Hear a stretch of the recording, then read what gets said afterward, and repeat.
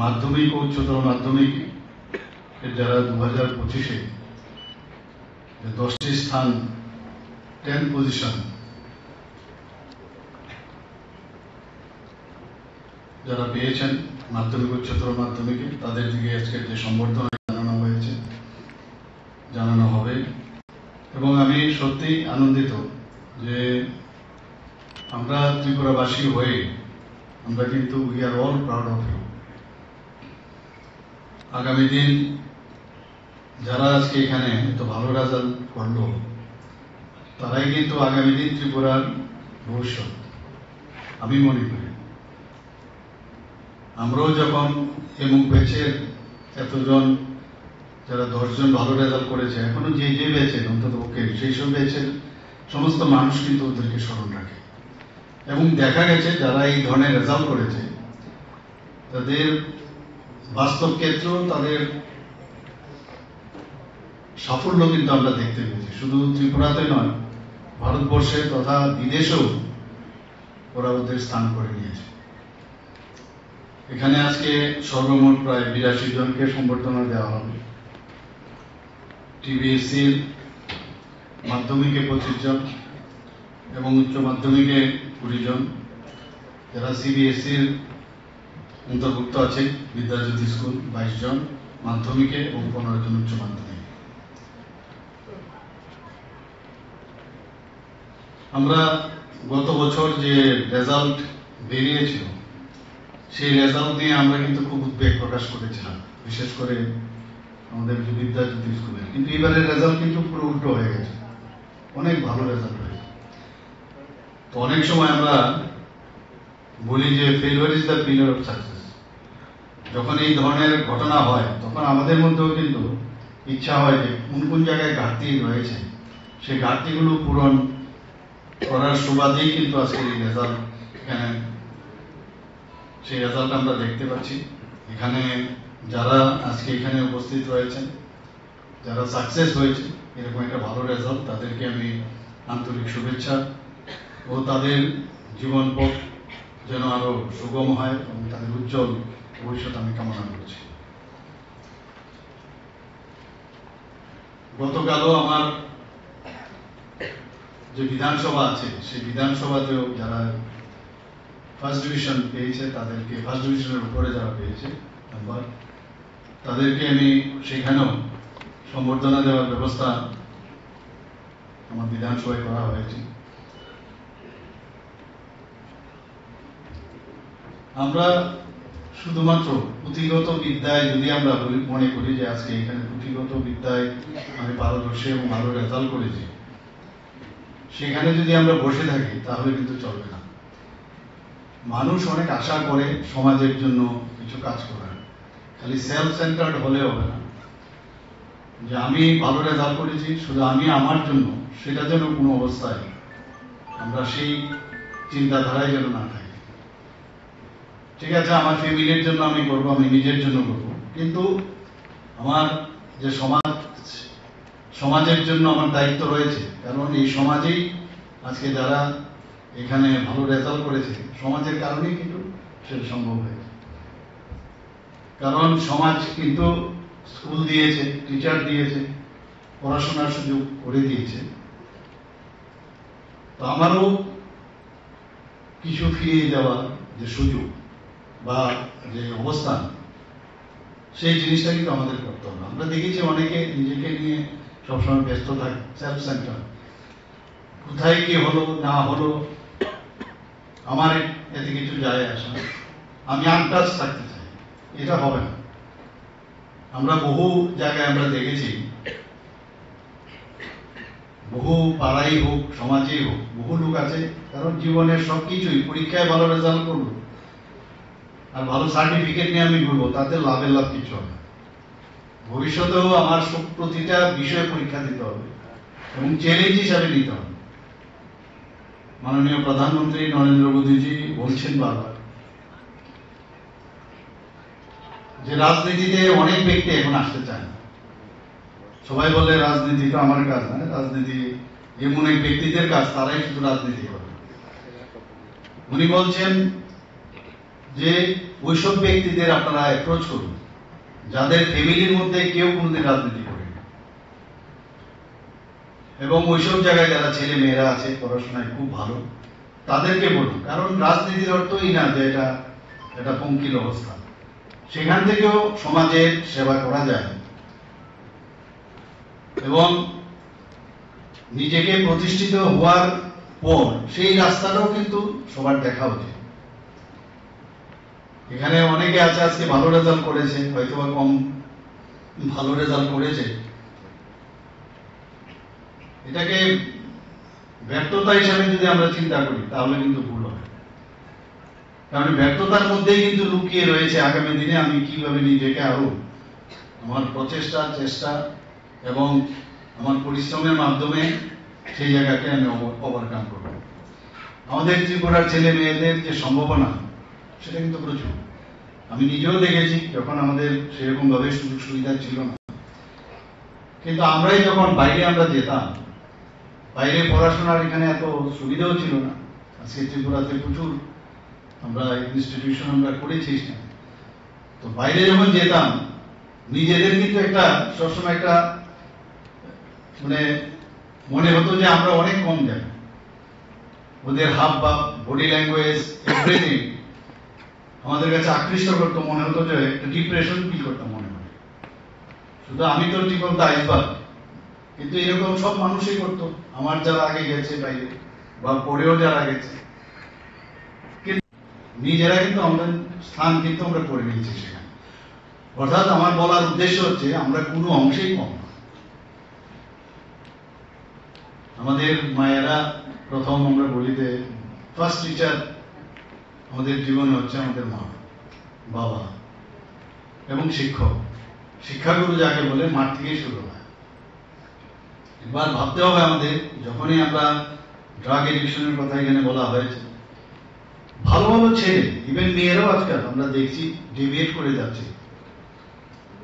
কাজে আমি যদি মনে করি যে আমি নিজেকে নিয়ে ব্যস্ত থাকবো আর তাদের প্রতি আমার কর্তব্য নেই, আমি বহু জায়গায় যখন বিধানসভার ইলেকশনের সময় ডোর টু ডোর গিয়েছি, সেখানে অনেক মা বাবা মানে আকুতি তাদের, আমাদের ছেলে মেয়েকে বাঁচান। একবার যদি ড্রাগ এডিক্টেড হয়ে যায়, দে আর দ্য ভিকটিমস, তাদের কোনো দোষ নেই। সেই জায়গায় আমাদেরও উচিত যে কিভাবে তাদেরকে ফেরানো যায়। আজকে এই অনুষ্ঠানের মাধ্যমে আমি যারা আজকে এখানে যারা মানে মাধ্যমিক পাস করেছে, 12 ক্লাস পাস করেছে, তারা তো আছেই, কিন্তু অন্যান্য ছাত্রছাত্রীদেরকেও আমি বলবো বিভিন্ন ক্লাসের মধ্যে বিভিন্ন জায়গায় একটু নজর রাখা। এবং স্বামী বিবেকানন্দ বলেছেন যে মানুষের অন্তর্নিহিত পূর্ণতার বিকাশ যদি সাধন হয় তবেই হচ্ছে আসল শিক্ষা। নিজেকে খুঁজে পেতে হবে। বই থেকে তো আমরা শিখলাম অনেক কিছু, পড়ার শেষ নেই, জীবন খালি শুরু হলো এবং সেটা চলতে থাকবে, তার শেষ নেই, জ্ঞান নেই। এবং আমি নিশ্চিত যে আগামী দিন আমাদের প্রতিদিন আমাদের শিক্ষার পাঠ আমাদের নিতে হবে এবং সেটা শেষ হবে না। আমাদের মাননীয় প্রধানমন্ত্রী নরেন্দ্র মোদীজি, আপনারা সবাই জানেন, এই যে স্ট্রেস যে পরীক্ষার সময় আমাদের মধ্যে হয়, উনি প্রতি বছর যে পরীক্ষা পে চর্চা আমরা নিজেরাও দেখেছি কিভাবে স্টুডেন্টদের উনি উৎসাহিত করেছেন। পরীক্ষার জায়গায় আছে, কিন্তু স্ট্রেস ফ্রি কিভাবে থাকতে হয় উনি সেটা শিখিয়েছেন। এখানে শুধু স্টুডেন্টরা সেটা শুনেনি, অনেক গার্জিয়ান এবং আমাদের মতো লোক আমরা শুনেছি, কত সুন্দর কথা বলেছেন। এবং তার মাধ্যমে আজকে রেজাল্টও কিন্তু, যখন ভয় পায় মানুষ, ভয়ের কারণে কিন্তু অনেক কিছু জানা জিনিসও অনেক সময় মনে হয় মাথা থেকে বেরোয় না, জানা কিন্তু আমি একমাত্র বিকজ অফ স্ট্রেস। তো স্ট্রেস থেকে আমাদের দূরে থাকতে হবে। আর শুধু পড়াশোনা করলেই চলবে না। এখানে আমার পুরো বক্তা বলেছেন যে আমাদের জীবন শৈলীর প্রতি আমাদের নজর দিতে হবে, খেলাধুলাও রাখতে হবে আমাদের। আমরা কিন্তু খেলাধুলা দিকে একটু কম নজর দিই। খেলাধুলার মাধ্যমে এগুলো যারা বড় বড় যারা আমাদের লিজেন্ড ব্যক্তি ভারতবর্ষের ছিল, তাদের যদি আমরা বিষয়ে জানি, আমরা দেখবো যে ওরা কিন্তু খেলাধুলাও করেছে, সামাজিক কাজও করছে, দেশের স্বাধীনতার জন্য ওরা কিন্তু কাজ করেছে। কাজে এমনটা না শুধু বই পড়লাম, ভালো রেজাল্ট করলাম, তাহলেই সমাজ পরিবর্তন হবে, সেটা কিন্তু কোনো অবস্থায় বলা যায় না। আমাদের ত্রিপুরা রাজ্যে আমরা এখন পর্যন্ত আমাদের এডুকেশন ডিপার্টমেন্টে আমরা এনসিইআরটি পাঠ্যক্রম চালু করেছি। ইংরেজির সমস্যা হয়, অনেক সময় বাইরে গিয়ে ইংরেজিতে পড়াশোনা করতে হয়, তো আমরাও চেষ্টা করছি কিছু স্কুল, তারও পলিসি আমরা বানিয়েছি, ইংরেজিতে পড়লেই ভালো স্টুডেন্ট হবে সেটাও কিন্তু না। তবুও আমরা ইংরেজি মাধ্যম বিদ্যালয়, যেগুলো বাংলা মিডিয়াম ছিল, সেগুলোকে আমরা রূপান্তর করেছি। সুপার 30 প্রকল্প সেটা আমরা চালু করেছি, এবং 2024-25 অর্থ বছরে এখন পর্যন্ত এই সুপার 30 প্রকল্পে আইআইটিতে একজন চান্স পেয়েছে, এনআইটিতে 3 জন পেয়েছে, 3 জন এমবিবিএস এ চান্স পেয়েছে। মুখ্যমন্ত্রী মেধা পুরস্কার আমরা চালু করেছি, ট্যালেন্ট সার্চ এক্সামিনেশন আমরা চালু করেছি। 125টার মতো বিদ্যা যদি স্কুল শুরু করেছি, এবং তার রেজাল্ট আপনারা সবাই জানেন যে এবার খুব ভালো রেজাল্ট হয়েছে। যারা মেয়েরা আছেন তাদেরকে উৎসাহিত করার জন্য তাদেরকে আমরা বিনামূল্যে বাইসাইকেল, এখন পর্যন্ত প্রায় 1,12,500-টির উপরে বাইসাইকেল আমরা বিতরণ করেছি। আমরা প্রয়াস প্রকল্পে বিনামূল্যে ওয়ার্কবুক দেওয়া হয়েছে ডিপার্টমেন্ট থেকে। যারা আরক্ষী কর্মীরা আছেন তাদের ছেলে মেয়েদের জন্য এবার স্টেট লেভেলে যারা 10ম এবং দ্বাদশ শ্রেণী যারা পাশ করেছে, তাদেরকে এককালীন 11,000, 10,000 এবং 9,000 টাকা করে ওনাদেরকে উৎসাহিত করার জন্য তাদেরকে দেওয়া হয়েছে। তাছাড়া ডিস্ট্রিক্ট জেলা স্তরেও প্রথম এবং দ্বিতীয় যে হয়েছে প্রতিটা জেলার থেকে সেটাও আমরা দিয়েছি। টিবিএসসি পরীক্ষার আমূল সংস্কার করতে পেরেছি আমরা, এবং প্রতিটা class smart class, tinkering lab এবং আইসিটি ল্যাব সেগুলো আমরা এডুকেশন ডিপার্টমেন্ট থেকে করেছি। প্রি প্রাইমারি ক্লাস চালু হয়েছে, মিশন মুকুল সেই ব্যবস্থা আমরা এখানে করেছি। যারা অঙ্গনবাড়িতে পড়ে তাদেরকে যখন প্রাইমারি স্কুলে আসবে, তো সেখানে যাতে ওদের মানে সেখানকার যে বিদ্যালয়ের সাথে সাথে পরিচয় ঘটে, তার ব্যবস্থা আমরা এই মিশন মুকুলের মাধ্যমে আমরা করেছি। এবং অভিন্ন যে প্রশ্নপত্র সেটা আমরা এই শিক্ষা দপ্তর থেকে করা হয়েছে। 2024-25 সালে শিক্ষা দপ্তর থেকে আমরা 44 যে স্কুল আছে নতুন আমরা ভবন নির্মাণ করেছি, এবং এতে করে প্রায় 153 কোটি টাকার মতো আমরা সেখানে খরচ করেছি। বিভিন্ন স্কুলগুলো পুরনো হয়ে যাওয়া, সেখানে আমাদের পরিকাঠামো যে সংস্কার সেটা করতে হয়। তো 2024-25 আমরা প্রায় 80,87 লক্ষ টাকা খরচ করেছি 346টি বিদ্যালয়। 2025-26 অর্থ বছরে আরো নতুন ভবন আমরা 30টি ভবন আমরা তৈরি করব, তার জন্য 264 কোটি টাকা সেখানে রাখা হয়েছে। এবং 2025-26 সেখানে মেজর এবং মাইনর যে সংস্কার, তার জন্য আমরা 123টি বিদ্যালয়ে সেখানে সংস্কার করব, 151 কোটি টাকা আমরা রেখেছি। 2025 সালে মাধ্যমিক পরীক্ষার ফলাফল, এবারের মোট পরীক্ষার্থীর সংখ্যা নিশ্চয় আপনারা এর মধ্যে জেনেছেন যে 29,670 জন ছিল, কিন্তু নিয়মিত পরীক্ষা দিয়েছে প্রায় 28,613। মোট বিদ্যালয়ের সংখ্যা 1019, এবং 345টি স্কুল সেখানে 100% সেখানে পাস করেছে, এবং পাশের হার কত 86.53%।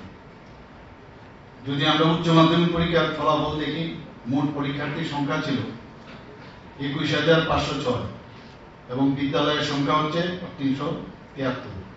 39টি স্কুলে 100% সেখানে রেজাল্ট আমরা দেখেছি, এবং পাশের হার হচ্ছে 79.29।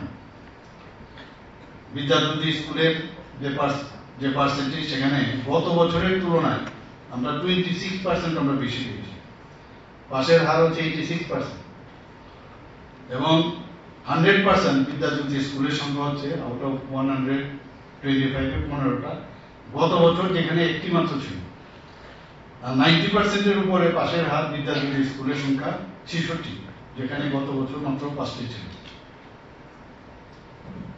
পাশের হার বিদ্যাজ্যোতি স্কুলের উচ্চ মাধ্যমিক যদি পরীক্ষার কথা বলি 71%, এবং সেখানেও গত বছরের তুলনায় 21%। 100% সাফল্য বিদ্যাজ্যোতি স্কুলে 5টি। তো সেইভাবে আমরা যাতে এখানে গুণগত, যেটা বলেছেন আমাদের সেক্রেটারি মহোদয়, যে কোয়ালিটিভ এডুকেশন দেওয়ার জন্য আমরা চেষ্টা করছি, এবং ন্যাপ যেটা ন্যাশনাল এডুকেশন পলিসি মাননীয় প্রধানমন্ত্রীজি সেটা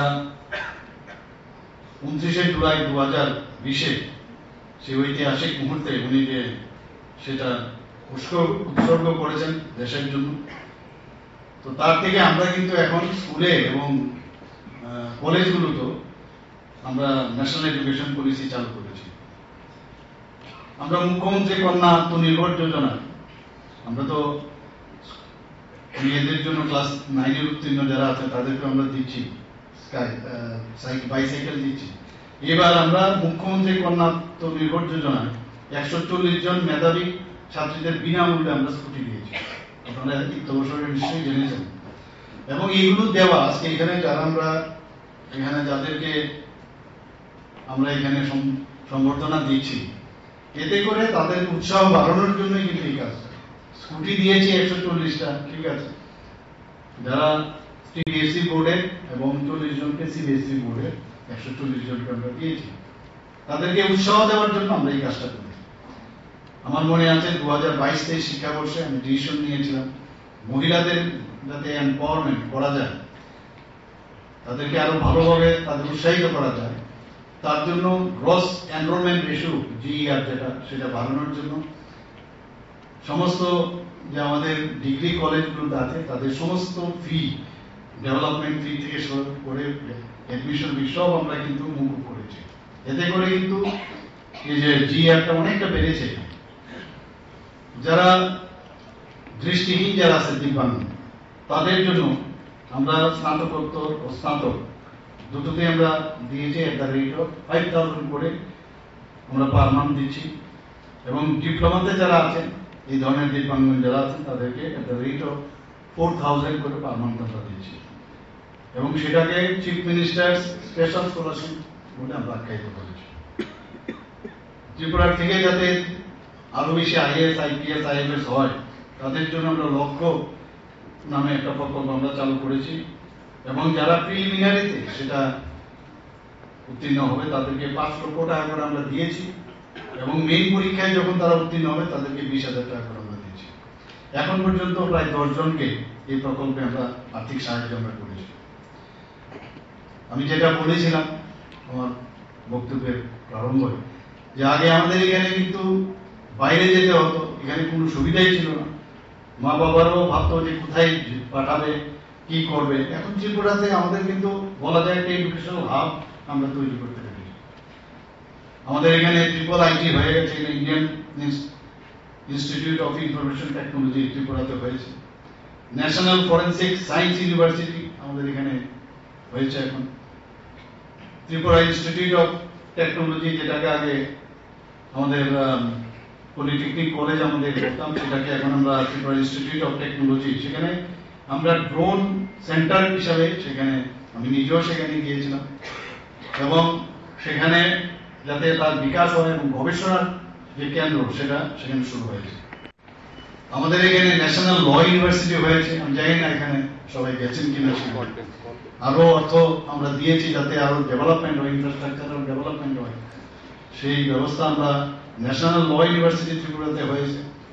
এখানে ন্যাশনাল যে আমাদের সংস্কৃত কলেজ, ন্যাশনাল ইউনিভার্সিটি সংস্কৃত ইউনিভার্সিটি, সেটাও ত্রিপুরাতে এখানে হয়েছে। এই বিষয়ে অনেকে কিন্তু, আমি নিজেও যদি ওখানে না যেতাম তাহলে সেই ধরনের সম্যক ধারণা আমারও হতো না। দম্বাদীপা বহু প্রাইভেট ইউনিভার্সিটি এখন ত্রিপুরাতে আসছে, পাইপলাইনে বহু, কালকেও ক্যাবিনেটে অনেকগুলো এই ধরনের প্রাইভেট ইউনিভার্সিটি ওরা করতে চাইছে। তারাও আসছে এখানে। ধম্মাদীপা ইন্টারন্যাশনাল বুদ্ধিস্ট ইউনিভার্সিটি, তাদেরকে আমরা মানে অলরেডি সম্মতি দিয়েছি। টেকনো ইন্ডিয়া ইউনিভার্সিটি এখানে রয়েছে, আরিয়াভাট ইন্টারন্যাশনাল ইউনিভার্সিটি এখানে হয়েছে। মাতা ত্রিপুরের সুন্দরী যারা ওপেন ইউনিভার্সিটি, সেটাও এখানে শুরু হয়ে যাচ্ছে। সেন্ট্রাল ইউনিভার্সিটি তো আমাদের আছে, আপনারা সবাই জানেন। এবং মহারাজা বীর বিক্রম ইউনিভার্সিটি ত্রিপুরা গভর্নমেন্টের, এবং সেখানে মাত্র 3টা জেনারেল কলেজ সেখানে অন্তর্ভুক্ত। আরো নতুন 3টে জেনারেল কলেজ আমরা করতে যাচ্ছি। এখানে কিছু আইনগত সমস্যা ছিল, তো আমরা দিল্লিতে আমরা কথা বলেছি ইউনিয়ন মিনিস্টারের সাথে, ডিপার্টমেন্টের সাথে। ওনারা বলছেন যে কোনো অসুবিধা নেই, বাকি যে 3টা কলেজ হচ্ছে সেটাও যাতে এমবিবি ইউনিভার্সিটিকে আরো স্ট্রেংথেন করা যায়। একটা সময় ছিল আমরা এমবিবি কলেজে কারোর চান্স পাওয়া মানে একটা গর্বের বিষয় ছিল, আর সেটাকে এখন ইউনিভার্সিটি জায়গায় চলে এসছে। তো আমাদের সেক্রেটারি মহোদয়কে আমি বলেছিলাম, উনি গিয়েছেন সেখানে, কথা বলেছেন, বলেছে কোনো সমস্যা নেই। তো বাকি যে 3টা কলেজ হচ্ছে সেটাও এই মহারাজা বীর বিক্রম ইউনিভার্সিটির আন্ডারে চলে আসবে।